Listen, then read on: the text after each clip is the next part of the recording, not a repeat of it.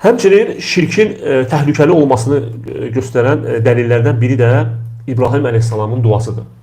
Yəni İbrahim əleyhissalam bildiyimiz kimi İmamul Hünəfə deyilir. Yəni həniflərin imamı, yəni Allaha şərik qoşmayan tövhid əhlinin imamıdır. Baxın İbrahim əleyhissalam Quranda Allah Teala nə deyir? Bir zaman İbrahim demişdi: "Ey Rəbbim, bu şəhəri, yəni Məkkəni əmin-amanlıq yurdu et. Məni və oğullarımı bütlərə tapınmaqdan uzaqlaşdır. Ey Rəbbim, həqiqətən də onlar çox adamı azdırıblar." İbrahim surəsi 35-36-cı ayə. Yəni İbrahim əleyhissalam həm özü, həm də əhl-beyti Fikir verin, İbrahim əleyhissalam tövhid əhlinin imamı, yəni peyğəmbərlərin babası. Bəli. Şirkdən qorxur, Allaha dua edir ki, Allah məni və mənim zürriyyətimi Allaha şərik qoşmaqdan çəkir. Və alimlər qeyd edirlər ki, bu İbrahim əleyhissalamın bu duasında deyirlər ki, əgər İbrahim əleyhissalam şirkdən qorxurdusa, İbrahimdən başqaları necə qorxmaya bilər? Yəni necə əmin ola bilər ki, şirk gəlməyəcək? Ona görə də İbrahim əleyhissalam bizim üçün nümunədir. Deyir ki, Allah Teala Quranda buyurur ki, İbrahim əleyhissalamı özünüzə örnək götürün.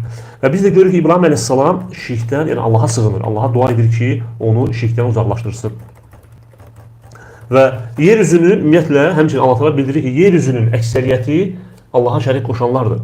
Necə ki, Uca Allah Yusuf surəsi 106-cı ayədə buyurur ki, onların çoxu, yəni insanların çoxu Allaha şərik qoşaraq inanırlar. Yəni Allaha inanır. Yəni bəziləri bilir, Allaha inanmaq kifayətdir. Xeyr. Bəli. Allaha inanmayan çox az bir ateist var, hansı ki onlar da qəlblərinin dərinliklərində Allaha inanırlar. Allaha iman gətirmək, məhz Allaha demək ibadət etmək, tək ona ibadət etməklə şərik qoşmayaraq inanmaqdır. Başqa bir ayədə, Rum surəsi 42-ci ayədə Allah Teala buyurur ki, de, yer üzünü gəzib dolaşın və əvvəlkilərin aqibəti necə olduğuna baxın. Onların çoxu Allaha şərik qoşanlar idi. Yəni əvvəlki ümmətlərin əksəriyyəti Allaha şərik qoşanlardır. Başqa bir hədisdə bir nəfər Peyğəmbərimiz sallallahu aleyhi ve sellemin yanına gəlib deyir: "Ey Allahın elçisi, cənnətə və cəhənnəmə girməyi vacib edən iki şey nədir?" Peyğəmbərimiz sallallahu aleyhi ve sellem buyurdu ki, kim Allaha şərik qoşmayıb ölərsə, cənnət ona vacib olar. Və kim də Allaha şərik qoşub ölərsə, cəhənnəm ona vacib olar. Və ona görə də alimlər qeyd edirlər ki, müşriklə cəhənnəm arasında yalnız onun ölümü durur.